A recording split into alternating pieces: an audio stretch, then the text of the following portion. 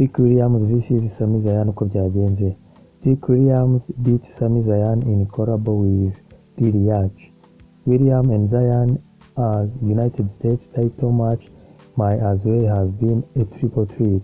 Rapper Lil Yachty was a thorn in Zayn's side the entire match, though he also helped Williams at times. Yachty's loud presence caused multiple distractions, allowing both men to take advantage behind the referee's back. The giant gingerbread cane was introduced through the match. Zayn struck Williams with it. That wasn't nearly as satisfaction as seeing him pepper Yachty with it.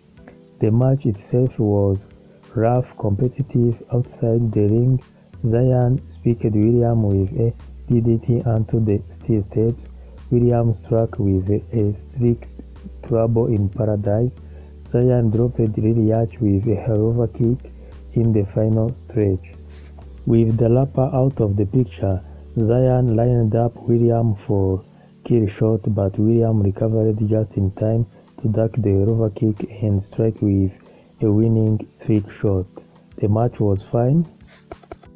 Barakubwira ko Sami Zayn yateraniwe n'umuraperi Lil Yachty ndetse na Trick Williams, bityo biza kumutsindisha kubera ko Lil Yachty nubwo yabaga ari hanze ya ring yakoreshaga inkoni akajya arangaza Sami Zayn, bityo biza kuba ngombwa ko Sami Zayn abanza akita kuri Lil Yachty amukubita akoresheje helluva kick. Lil Yachty agwa hanze, bityo agaruka muri ring guhangana na Trick Williams, ariko byaje kurangira atsinzwe.